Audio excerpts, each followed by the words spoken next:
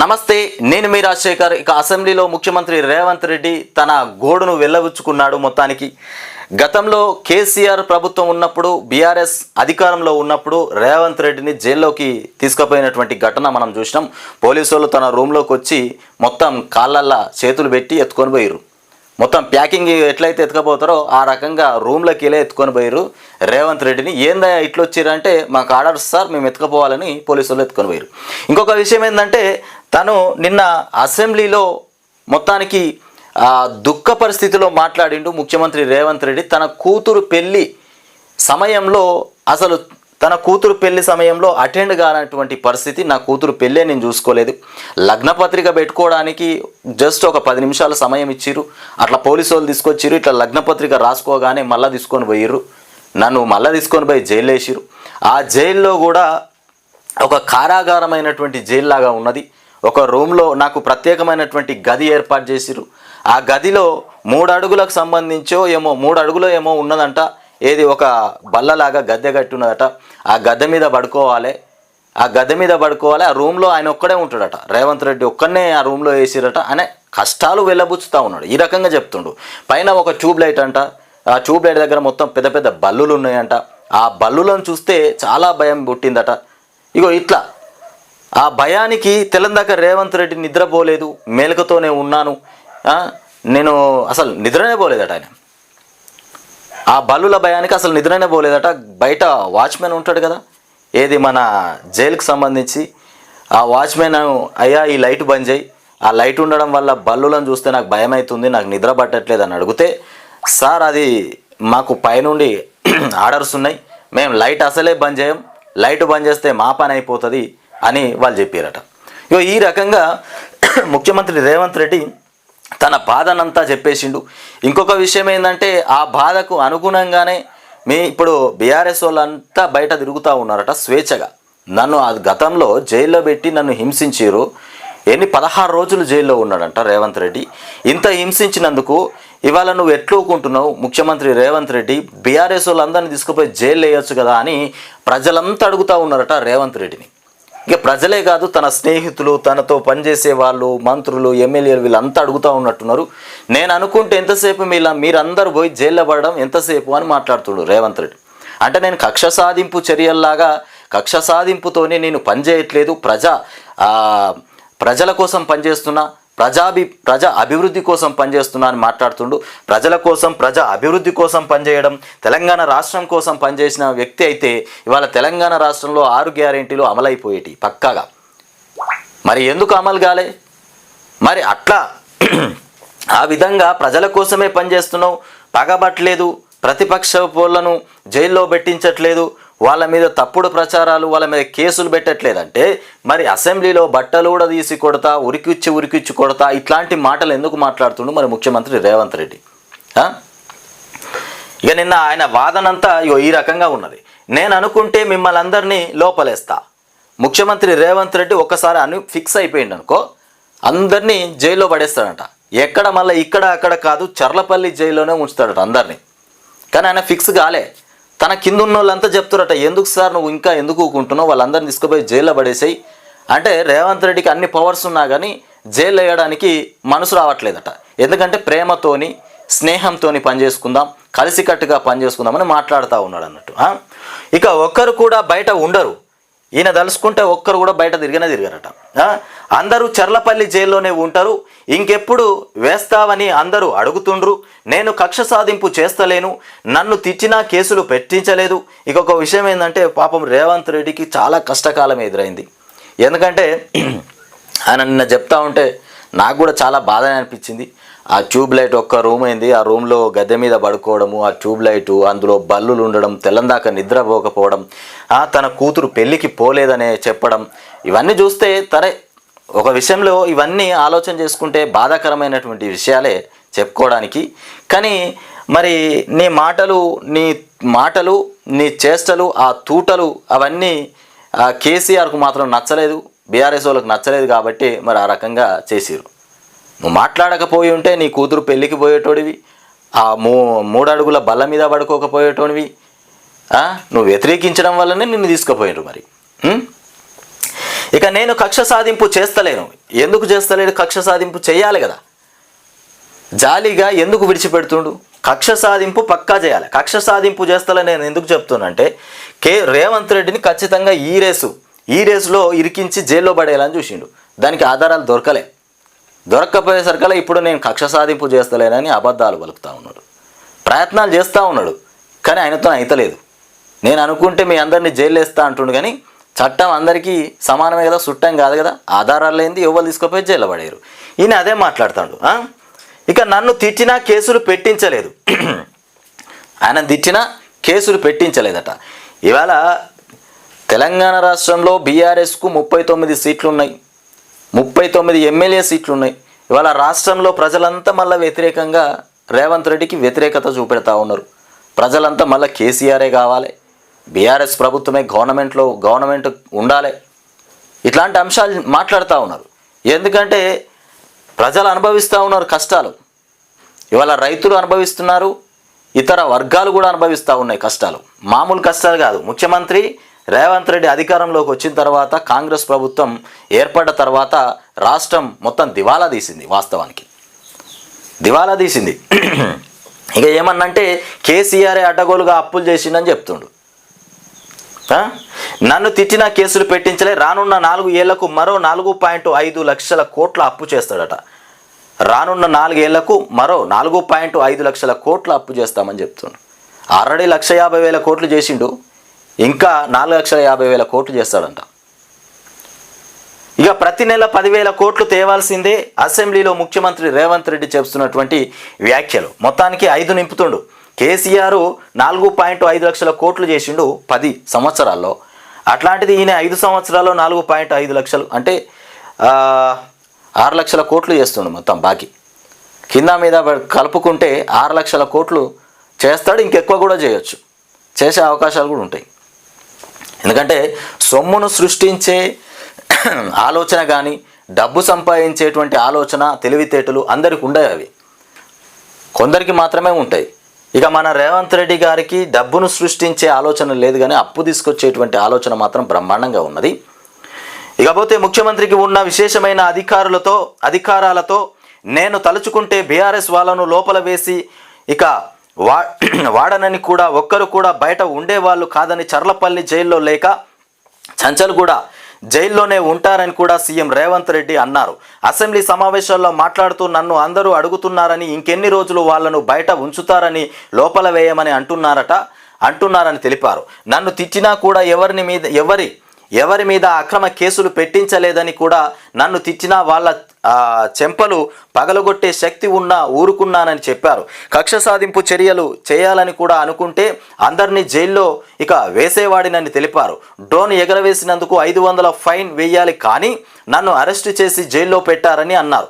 ఈయన డ్రోన్ ఎగరేసినందుకు 500 రూపాయల ఫైన్ వేయాలన్నట. కానీ 500 రూపాయల ఫైన్ వేయలేక ఏకంగా ఆ చిన్న విషయంలో తీసుకుపోయి జైల్లోనే పెట్టిరట. ఇక చర్లపల్లి జైలుకు పంపి నక్సలైట్లు, తీవ్రవాదులు ఉండేటువంటి డిటెన్షన్ సెల్లో 16 రోజులు వేశారని అన్నారు.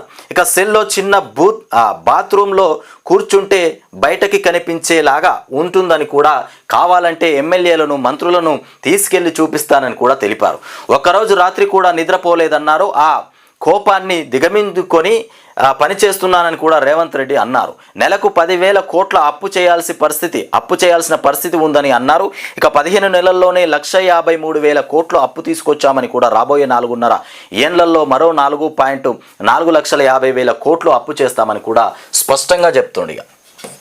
ఇప్పటికి చేసిన అప్పు ఇంకా 4 ఏళ్లలో 4,50,000 కోట్లు బ్రహ్మాండంగా అప్పు చేస్తామని చెప్తుండు. మరి ఈ అప్పంతా పేదోళ్ళ నెత్తి మీద రుద్దడానికి, నువ్వు అప్పు చేస్తావు, కట్టలేక మేము చచ్చిపోతాం. నువ్వు అప్పు చేస్తే ఆ అప్పును కట్టలేక మేము చచ్చిపోతాం కదా, మా మీదనే కదా మళ్ళీ తీసేది పైకమంతా. మరి ఇప్పటికీ 1,50,000 కోట్ల అప్పు తీసుకొచ్చినావు. మరి అవి డబ్బులన్నీ ఎక్కడ పోయినాయి, ఏం చేసినావు? దేవాదుల 3rd ఫేజ్ ప్రారంభం. ఇక మొత్తానికి Devannapeta pump house switch on చేసిన మంత్రులు ఉత్తమ్, పొంగులేటి.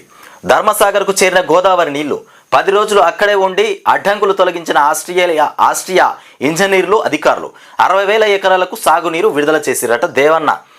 దేవన్నపేట పంప్ హౌస్ నుంచి ధర్మసాగర్ రిజర్వాయర్కు చేరుతున్నటువంటి గోదావరి నీళ్ళు. ఇది దేవాదుల థర్డ్ ఫేజ్. మొత్తానికి Devannapeta pump house switch on చేసిరట. ఇక మొత్తానికి ధర్మసాగర్కు నీళ్లు పోతా ఉన్నాయి ఇక్కడ నుండి. దీన్ని ఉత్తమ్ కుమార్ రెడ్డి, పొంగులేటి ఇద్దరు కూడా మొత్తానికి గేటు ఓపెన్ చేసినట్టున్నారు, వాళ్ళ చేతుల మీదుగా ప్రారంభించినట్టున్నారు. ఇక తప్పుడు కేసు పెట్టి నన్ను జైల్లో పెట్టిండ్రు. ఇక తన బాధ అసెంబ్లీలో చెప్పుకున్నాడు కదా నిన్న. అడగోలుగా తన బాధ, తన కష్టాన్ని తన మీద తప్పుడు కేసు పెట్టి జైల్లో పెట్టిరట. మరి గతంలో తప్పుడు కేసు పెట్టి రేవంత్ రెడ్డిని జైల్లో పెట్టిరు. మరి ఇప్పుడు కేసీఆర్ మీద, కేటీఆర్ మీద, హరీష్ రావు మీద కూడా తప్పుడు కేసు పెట్టి వాళ్ళని కూడా జైల్లో పెట్టే ప్రయత్నం చేయొచ్చు కదా. ఏమన్నంటే నేను కక్ష సాధింపుకు పోను అంటుండు. ఇక టెర్రరిస్టులను ఉంచే డిటెన్షన్లో 16 రోజులు డిటెన్షన్ సెల్లో 16 రోజులు బంధించిర్రు అని చెప్తున్నటువంటి ముఖ్యమంత్రి రేవంత్ రెడ్డి. ఇక 10 ఏళ్లలో బీఆర్ఎస్ చేసిన అప్పులు గింతనట. 10 ఏళ్లలో బీఆర్ఎస్ చేసింది 8.19 లక్షల కోట్లు అని చెప్తుండు.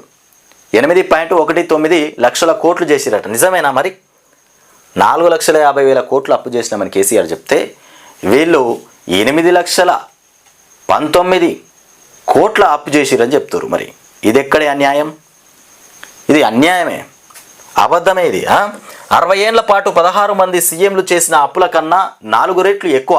కాళేశ్వరం కార్పొరేషన్ కింద వాళ్ళు 74,590 కోట్ల అప్పు చేస్తే ఇక మేము 5,643 కోట్లు కట్టినాం. ఇన్ని కట్టిరట. మరి ఇది నిజమా కాదా తెలియదు కానీ ఇక వాటర్ రిసోర్సెస్ కార్పొరేషన్ అప్పు వచ్చేసి 14,060 కోట్లు అయితే ఇక దాన్ని 12,816 కోట్లకు తగ్గించినాం. భగీరథ అప్పు 20,200 కోట్లలో మేం 3,000 కోట్లు చెల్లించినాం.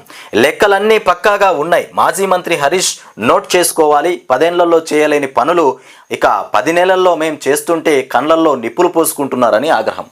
10 ఏళ్లలో చేయలేనటువంటి పనులు వీళ్ళు 10 నెలల్లో చేస్తూ ఉంటే కళ్ళల్లో నిప్పులు పోసుకుంటా ఉన్నారట. ఎవరు పోసుకుంటారు మరి? ఆ అప్పుల కిస్తీలకే మేము 1.58 లక్షల కోట్లు అప్పు చేసి ఇక రూపాయలు 1.53 లక్షల కోట్లు కట్టినాం. రాష్ట్రాన్ని దివాలా తీయించి మొత్తానికి ఇప్పుడు ఇష్టం ఉన్నట్లు కూడా మాట్లాడుతున్నారంటూ రేవంత్ రెడ్డి మాట్లాడుతున్నాడు. దివాలా తీసిందట రాష్ట్రం. ఏడ దివాలా తీసింది? 1,53,000 కోట్లు కట్టిరట ఇప్పటికి అప్పులు. రాష్ట్రం దివాలా తీసిందట. మరి ఎక్కడ దివాలా తీసింది? ఎక్కడన్నా దివాలా తీసినట్టు కనబడుతుందా? ఇక మిగులు బడ్జెట్ రాష్ట్రాన్ని 8,19,000 కోట్లు ఆ అప్పుల కుప్పగా ఇక బీఆర్ఎస్ తయారు చేసి పెట్టిందని ఇదే వాళ్ళు ఇక ఎలగబెట్టినటువంటి కార్యమని రేవంత్ రెడ్డి అంటా ఉన్నారు. మొత్తానికి ఇక వాళ్ళు సాధించిన అభివృద్ధి ఏందో, వాళ్ళు ఎలగబెట్టింది ఏందో, ఆ ఎలుగుబెట్టుడుతోని తెలంగాణ వెలిగింది ఏందో ఇక వాళ్ళకే తెలియాలి. 60 ఏళ్లలో 16 మంది ముఖ్యమంత్రులు కలిసి చేసిన అప్పు 90,000 కోట్లయితే ఒక వ్యక్తి, ఒక కుటుంబం, ఒక పార్టీ 10 ఏళ్లలో చేసిన అప్పు 7.5 లక్షల కోట్లు పెండింగ్ బిల్లులో ఇక కొనసాగుతున్నటువంటి పనులకు సంబంధించి కలిపితే అది రూపాయలు వచ్చేసి 8,19,000 కోట్లు. మొత్తానికి 60 ఏళ్లలో చేసిన అప్పు కన్నా అది 4 రెట్లు ఎక్కువ అని పేర్కొనడం జరిగింది. ఇగో ఈ రకంగా చెప్తా ఉన్నాడు. అన్ని అబద్ధపు లెక్కలు ఇవన్నీ. ఈయనకు దోచినట్టు ఈయన చెప్తాడు. రేవంత్ రెడ్డి ఇష్టం ఉన్నట్టుగా రేవంత్ రెడ్డి చెప్తాడు. 4,50,000 కోట్లు అప్పు చేసినాం 10 సంవత్సరాల్లో అని కేసీఆర్ చెప్పిండు. మరి ఈయననేమో ఏకంగా 8 లక్షల కోట్లు అప్పు చేసినామని చేసిండని చెప్తుండు. మరి ఎవరి మాట నమ్మాలి? కొన్ని నిజాలు చెప్తా ఉన్నాడు. నేను 1,50,000 కోట్లు అది తీసుకొచ్చింది అప్పు, 1 సంవత్సరంలో తీసుకొచ్చినాం గింత 1,50,000 కోట్లు, మేము నిజమే చెప్తున్నామంటే ఇక గతంలో కూడా ఈయన ఏదైనా చెప్తే నిజమే చెప్తారని మనం నమ్మాలి. ముందుగా ఒకటి నిజాన్ని చూపెట్టి మిగతా అవన్నీ తర్వాత అబద్ధాలు చేసుకుంటూ పోయేటువంటి ఆలోచన. అందుకే మేము 1,50,000 కోట్లు తీసుకొచ్చినాం, కావాలంటే ఇక చూడుర్రి అని లెక్కలతో సహా చూపెడుతుండు. ఇక తర్వాత నువ్వు ఏం తీసుకొస్తావో ఏం తీసుకురావో అవి చూపెట్టావు. ఇక ఫస్ట్ అయితే చూపెడతావు, ముందుగా మాత్రం చూపెడతావు. ఇక ఫామ్ హౌస్ల కోసమే ప్రాజెక్టులు కట్టినరట. ఇక నిజ నిర్ధారణ కమిటీ చేస్తాం సిద్ధమేనా? కేటీఆర్ సీఎం రేవంత్కు సవాల్. కేటీఆర్కు సీఎం రేవంత్ సవాల్ విసిరిండట. కొండపోచమ్మ నుంచి కేసీఆర్ ఫామ్ హౌస్కు, రంగనాయక సాగర్ నుంచి హరీష్ ఫామ్ హౌస్కు నీళ్లు, ఫామ్ హౌస్ల చుట్టూ కాలువలు తవ్విండ్రు. ఇక తమ వద్ద ఆధారాలు ఉన్నాయని కూడా వెల్లడి చేస్తుండు. ఫామ్ హౌస్ల చుట్టూ కాలువలు తవ్విరట. అటు కేసీఆర్ ఫామ్ హౌస్, ఇటు హరీష్ రావు ఫామ్ హౌస్ కూడా. త్వరలో భారత్కు పుతిన్. రష్యా అధ్యక్షుడు పుతిన్ త్వరలో భారత్లో మొత్తానికి పర్యటించనున్నారు. భారత పర్యటనకు రావాల్సిందిగా ప్రధాని మోదీ చేసినటువంటి ఆహ్వానాన్ని తమ దేశాధినేత పుతిన్ అంగీకరించారని రష్యా విదేశాంగ శాఖ మంత్రి మొత్తానికి సెర్గీ లావ్రోవ్ వెల్లడించారు. ఇక పర్యటన తేదీలను కూడా మాత్రం వెల్లడించలేదు. ఇంకా మొత్తానికి పుతిన్ భారతదేశంలో పర్యటించబోతున్నారట. ఇక దిగుమతి అయ్యేటువంటి వాహనాలపైన 25% ట్యాక్స్. ఇక విదేశాల్లో తయారీ అమెరికాలో దిగుమతి అయ్యే వాహనాలపైన 25% పన్ను విధిస్తున్నట్లు ఆ దేశ అధ్యక్షుడు ట్రంప్ ప్రకటించారు. ఈ ట్యాక్స్ శాశ్వతంగా ఉంటుందని కూడా తేల్చి చెప్పారు. అమెరికాలో తయారయ్యేటువంటి వాటిపై ట్యాక్స్ ఉండదన్నారు. మొత్తానికి దిగుమతి చేసుకునే దాని మీద ట్యాక్స్ వేస్తాడంట. అమెరికాలో తయారైపోయేటువంటి వాటికి ట్యాక్సే ఉండదట. ఇక సన్ రైజర్స్ ఓటమి. మొత్తానికి ఐపీఎల్లో సొంత గడ్డపై సన్ రైజర్స్కు తొలి దెబ్బ తగిలింది. ఇక ఉప్పల్ స్టేడియంలో గురువారం లక్నో సూపర్ ఏజెంట్స్తో ఇక జరిగినటువంటి మ్యాచ్లో 5 వికెట్ల తేడాతో ఓడిపోయింది. ఇక తొలుత రైజర్స్ 20 ఓవర్లలో 190/9 స్కోరు చేయగా లక్నో 16.1 ఓవర్లలోనే టార్గెట్ను ఛేదించిందని చెప్తున్నటువంటి అంశం. ఇకపోతే లెక్క తప్పిన బడ్జెట్ అట. గత బీఆర్ఎస్ సర్కార్ హయాంలో అంచనాలన్నీ తలకిందుల. ఇక మొత్తానికి కాగు రిపోర్టులో వెల్లడి.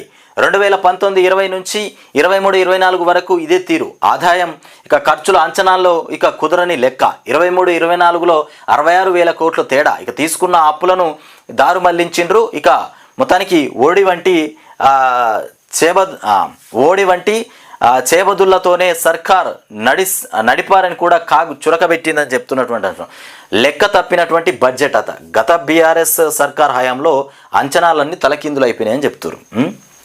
ఇకపోతే అడ్డగోలు హామీలు ఇచ్చి మాపై ఏడ్పులా. అక్కడ చూడరు, అడ్డగోలుగా హామీలు ఇచ్చిండు ముఖ్యమంత్రి రేవంత్ రెడ్డి. మళ్ళీ బీఆర్ఎస్ల మీద ఏడుస్తూ ఉన్నట. 6 గ్యారెంటీల అమలుకు మొత్తానికి పైసలు లేవా, మరి 1,000 కోట్ల టెండర్లు ఎట్లిస్తున్నారు అని కేటీఆర్ అడుగుతుండు. మొత్తానికి మూసి సుందరీకరణకు 1,50,000 కోట్లు ఉంటాయి, కానీ తులం బంగారానికి లేవా? కక్ష సాధింపు రాజకీయాలతో రాష్ట్రం ఆగం. ఇక సంక్షేమం నుంచి సంక్షోభం వైపు పోతున్నది. రుణమాఫీ జరిగినట్టు నిరూపిస్తే రాజకీయాల నుంచి తప్పుకుంటానని సవాల్. ఎక్కడైనా రుణమాఫీ అయినట్టు నిరూపిస్తే రాజకీయాల నుంచి తప్పుకుంటానంటూ కేటీఆర్ విసురుతున్నటువంటి సవాల్. అడగోలుగా హామీలు ఇచ్చిరట. ఇక హామీలు నెరవేర్చలేక కేసీఆర్ మీద పొద్దుగాలేస్తే బీఆర్ఎస్ వాళ్ళ మీద పడతా ఉన్నారు. 11 రోజులు 12 బిల్లులు. అసెంబ్లీ 11 రోజులు జరిగింది, 12 బిల్లులు పెట్టిరు. అందులో బీసీ 42% బీసీ రిజర్వేషన్లు, ఎస్సీ వర్గీకరణకు సంబంధించినవి. ఇవి 2 మాత్రం ఇరు వర్గాలకు సంబంధించినటువంటి బిల్లు.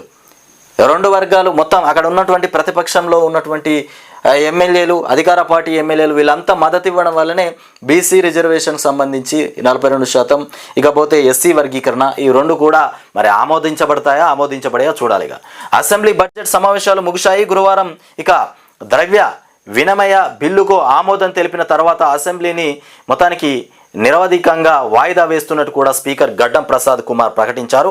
ఈ నెల 12న అసెంబ్లీ సమావేశాలు ప్రారంభం కాగా మొత్తం 11 రోజుల పాటు 97 గంటలు 32 నిమిషాల పాటు సభ జరిగినట్టు కూడా ఆయన వెల్లడించారు.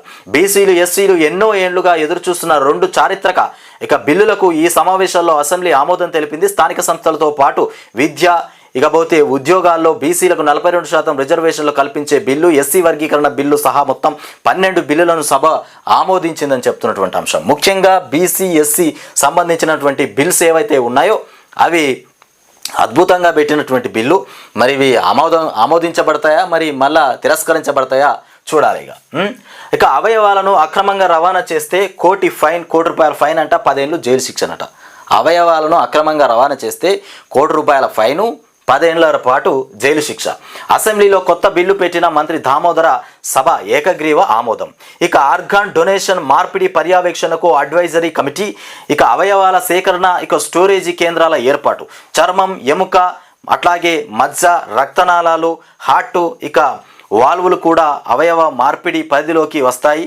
ఇక అమ్మమ్మ, నానమ్మ, తాతలు తమ మనుమలు, మనవరాళ్లకు అవయవాలు ఇవ్వచ్చు అని చెప్తున్నటువంటి అంశం మొత్తానికి.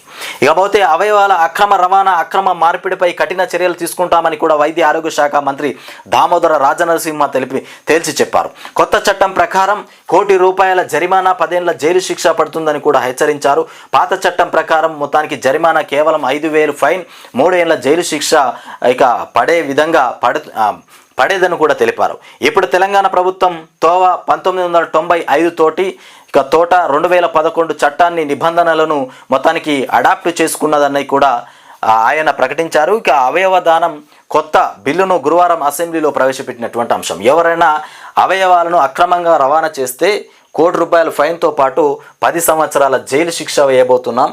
ఈ రకంగా ఇది ఆమోదం తెలిపినరట. మొత్తానికి అసెంబ్లీలో ఈ బిల్లు పెట్టడం జరిగింది. ఇరు వర్గాలు కూడా మొత్తానికి దానికి మద్దతు ఇచ్చినాయి.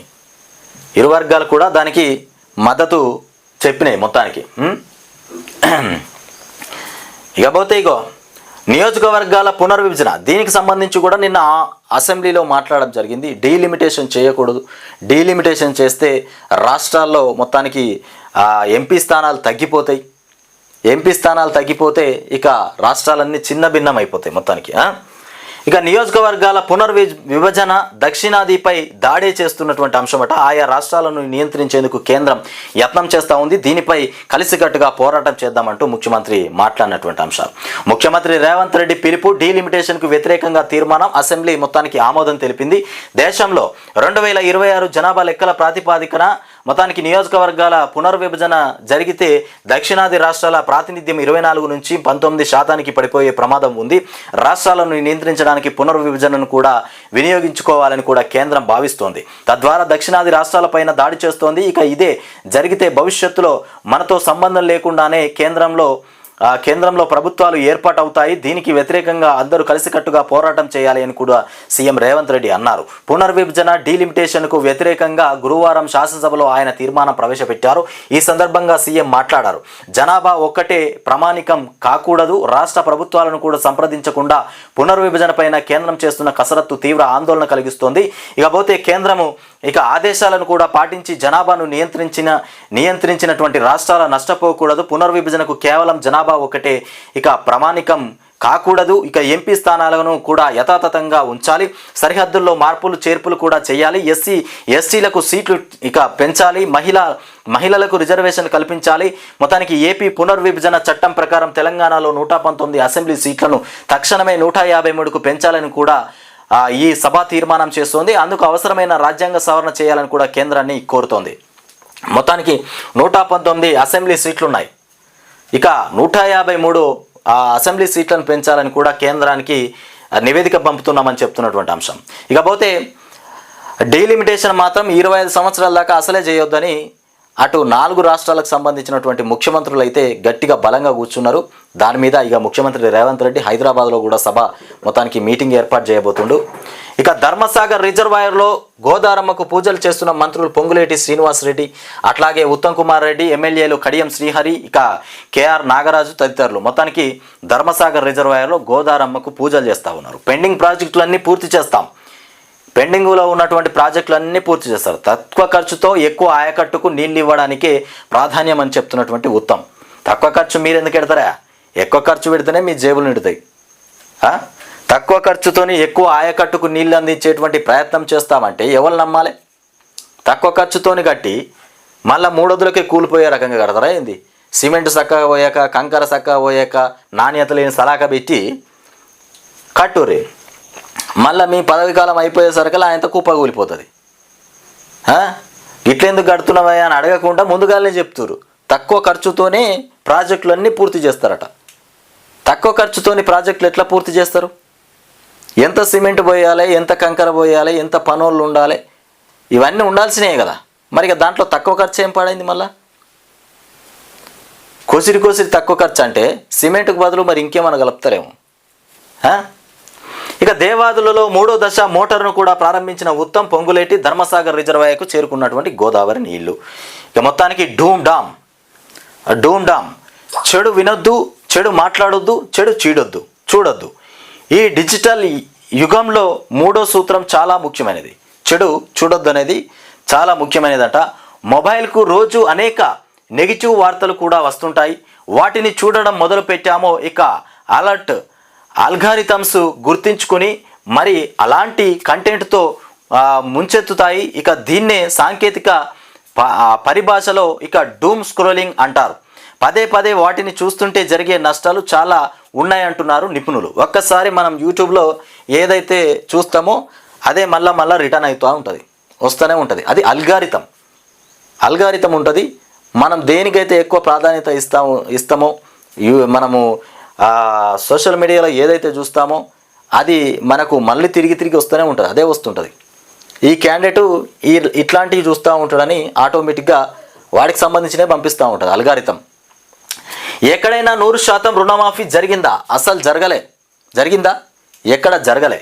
జరిగితే జరిగినట్టు చూపెడితే రాజీనామా చేస్తాం, లేకుంటే దేనికంటే దానికి రెడీ అని చెప్తుండు కేటీఆర్. జరిగినట్టు నిరూపిస్తే రాజకీయాల నుంచే వైదొలుగుతా అంటుండు. రుణమాఫీ అయినట్టు చూపిస్తే దిగ్గజ రాష్ట్రాన్ని సీఎం రేవంత్ దివాలాగా చిత్రీకరిస్తున్నారు. ఇది ఇక రోల్డ్ గోల్డ్ ప్రభుత్వం బారాసా సభ్యుడు కేటీఆర్ మాట్లాడుతున్నటువంటి అంశం. తెలంగాణను కేంద్రం దగా చేస్తోందని కూడా ధ్వజమెత్తారు.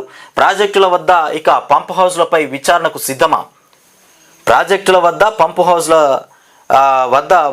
సిద్ధమా?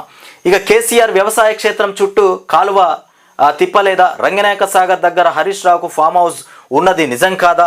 కాంగ్రెస్ బారాసయేతర ఎమ్మెల్యేలతో నిర్ధారణ కమిటీ వేద్దాం. విద్యుత్ కొనుగోలు అవినీతిపై జైలుకు వెళ్తారు. కాళేశ్వరం నివేదికపై వచ్చే సమావేశాల్లో చర్చ అని చెప్తున్నటువంటి రేవంత్ రెడ్డి. కాళేశ్వరం మీద చర్చ పెడతారట, వచ్చే సమావేశాల్లో పెడతాడేమో, ఇప్పుడు కాదుగా, వచ్చే సమావేశాల్లో. రేవంత్ రెడ్డి ఒక అపరిచితుడు అంట. ఆయనే లాయర్, ఆయనే జడ్జ్, ఆయనే ఇక తీర్పిస్తాడు. ఒక్కో చోట ఒక్కోలా మాట్లాడతాడు. రేవంత్ జైలుకు ఎందుకు పోయిండు? ఏమైనా స్వతంత్ర ఉద్యమం చేసి జైలుకు పోయిండా? ప్రైవేటు వ్యక్తితో నీ బిడ్డనో నీ భార్యనో ఇష్టం వచ్చినట్లు ఫోటోలు తీస్తే ఊరుకుంటావా? మీ దగ్గరకు వస్తే కుటుంబం మాది కాదా? తుపాకీల గురించి ఇక రైఫిల్ రెడ్డికే ఎక్కువ తెలుసు. ఇక మొత్తానికి రైఫిల్ రెడ్డి, రేవంత్ రెడ్డి కాదు, ఈయన రైఫిల్ రెడ్డి అంట. ఇక తుపాకీల గురించి రైఫిల్ రెడ్డికే ఎక్కువ తెలుసు. తెలంగాణ జాతిపిత అంటే కేసీఆర్, తెలంగాణ భూతుపిత అంటే రేవంత్ రెడ్డి. 100% రుణమాఫీ జరిగినట్లు నిరూపిస్తే శాశ్వతంగా రాజకీయాల నుంచి తప్పుకుంటానని చెప్తున్నటువంటి కేటీఆర్. ఇకపోతే రుణమాఫీ చేసింది 8,000 కోట్లు మాత్రమే. ఎంత జరిగిందా రుణమాఫీ అంటే 8,000 కోట్లు మాత్రమే జరిగిందట రుణమాఫీ రాష్ట్రంలో. రుణమాఫీ చేసింది రూపాయలు 8,000 కోట్లు మాత్రమే. 8,000 కోట్లు రుణమాఫీ చేసి 49,000 కోట్ల రుణమాఫీ కావాలి. రుణమాఫీ కావాలంటే కనీసం 30,000 కోట్లన్నా కావాలి. అట్లాంటిది వీళ్ళు చేసింది 8,000 కోట్లు మాత్రమే. ఇక మీరే గుర్తించండి జనాలు, ఒకసారి ప్రజలే ఆలోచన చేయాలి.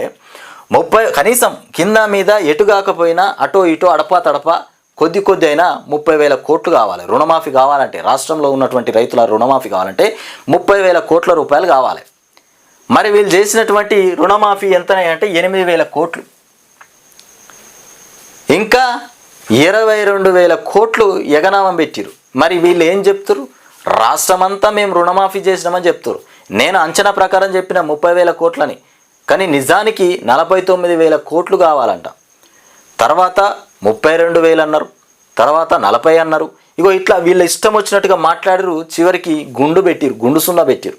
8,000 కోట్లతోనే రుణమాఫీ కంప్లీట్ చేసిరు. మేము మళ్ళీ రుణమాఫీ చేసినాం, రాష్ట్రమంతా ప్రజలంతా, రాష్ట్ర రైతులంతా మాకు స్వాగతిస్తూ ఉన్నారు, మా ఫోటోలకు ఫలాభిషేకాలు చేస్తూ ఉన్నారు, దండలేస్తూ ఉన్నారంటే ఇక ఎవరు నమ్మాలి చెప్పుర్రి? రుణమాఫీ చేసింది 8,000 కోట్లే. రైతులకు రూపాయలు ఇక 23 కోట్లు దగా చేసింది. 23 కోట్లు దగా చేసింది. ఇక రైతు బంధు కింద 12,500 కోట్లు ఎగ్గొట్టింది. అప్పులపై సీఎం కంటే ఇక బట్టి క్లారిటీ ఉంది. అప్పులపైన సీఎం కంటే బట్టికి మొత్తం క్లారిటీ ఉందట. 10 ఏళ్లలో బీఆర్ఎస్ చేసిన అప్పు 4 లక్షల కోట్లే. మన 4,50,000 అని కదా.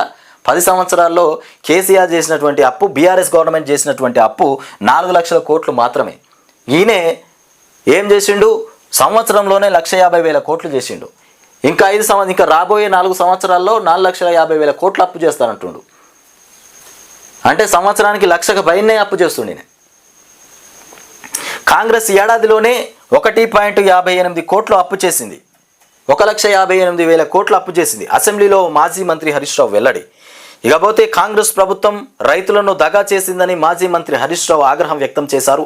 ఇకపోతే అసెంబ్లీ సమావేశాల్లో ఆయన మాట్లాడుతూ కాంగ్రెస్ ప్రభుత్వం రుణమాఫీ చేసింది కేవలం 8,000 కోట్లే అన్నారు. ఇక వానాకాలం రైతు బంధు రూపాయలు 8,000 కోట్లు, ఇందులోనే కాళేశ్వరం, మిషన్ భగీరథ అప్పులు కూడా ఉన్నాయన్నారు. బట్టి విక్రమార్క లెక్కల ప్రకారం 4,22,674 కోట్లు ఉందన్నారు. ఇక ఈ లెక్కన బీఆర్ఎస్ ప్రభుత్వం ప్రతి ఏడాదికి 41,000 కోట్ల నుంచి 42,000 కోట్ల అప్పు చేస్తే కాంగ్రెస్ ప్రభుత్వం ఒక్క ఏడాదిలోనే 1,58,000 కోట్లు అప్పు చేసిందని కూడా హరీష్ రావు మొత్తానికి వివరించినటువంటి అంశం. ఈ రకంగా అప్పుల తడక చేసిరు రాష్ట్రాన్ని. ఇప్పుడు ఈ ప్రభుత్వంలో. ఇకపోతే తెలంగాణ అప్పులు చేసి 4,03,664 కోట్లే అని చెప్తున్నటువంటి అంశం. ఇక్కడ పోతే ఇక కాల్ చేసిన కాగ్ రిపోర్ట్ జిఎస్డిపిలో మొత్తానికి 27% అప్పులు. బడ్జెట్ అంచనా వచ్చేసి 2,77,690 కోట్లు. చేసిన వ్యయం వచ్చేసి 2,19,307 కోట్లు. ఇక 2023-24 బడ్జెట్ అంచనాలో 79% వ్యయం అని చెప్తారు. ఈ రకంగా లెక్కలు ఉన్నాయి. ఆ లెక్కలు పాడుగాను. ఈ లెక్కలు అట కావు, ఇటు కావు. ఈ లెక్కలు అయితే అడగోలుగా ఉన్నాయి, కానీ పేదోనికి రూపాయి అందింది లేదు, పేదోడు సంతృప్తిగా బతికింది లేదు. అవయవ దానం గురించి దామోదర్ రాజనరసింహ మొత్తానికి బిల్ ప్రవేశపెట్టిండు. అవయవాలు అక్రమంగా తరలించినా, అమ్ముకున్నా, ఇంకేం చేసినా 10 ఏళ్ళు జైలు శిక్ష ఖచ్చితంగా పడుతుంది. బిల్లు ప్రవేశపెట్టిన దామోదర రాజనరసింహ.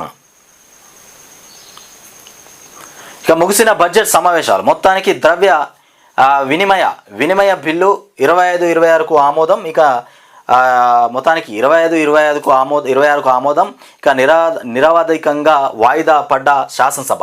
గచ్చిబౌలిలోని భూములు అమ్మొద్దు, ఇక వేలం ప్రక్రియ ఆపాలి. సీఎం రేవంత్ రెడ్డికి కిషన్ రెడ్డి మొత్తానికి లేఖ రాసినటువంటి అంశం. గచ్చిబౌలిలో భూములు అమ్ముతూ ఉన్నారట, ఇక భూములు మాత్రం అమ్మొద్దని రేవంత్ రెడ్డికి కిషన్ రెడ్డి రాసినటువంటి లేఖ. ఇక యావత్ దేశంలో తెలుగు రాష్ట్రాల్లో ది బెస్ట్ సీఎం ఎవరయ్యా అంటే కేసీఆర్ ఏనంట. అత్యంత విశ్వసనీయ గత రాజకీయ నేత. నెటిజన్ల ప్రశ్నలకు ఏఐ ఇక చాట్ బాట్ ఇక గ్రోకు జవాబు చెప్తున్నటువంటి అంశం. మొత్తానికి ఏఐలో జవాబు ఏం చెప్తా ఉన్నారంటే, యావత్ దేశంలో తెలుగు రాష్ట్రాల్లో మంచి ముఖ్యమంత్రి ఎవరయ్యా అంటే కేసీఆర్ అనే చెప్తా ఉన్నారట.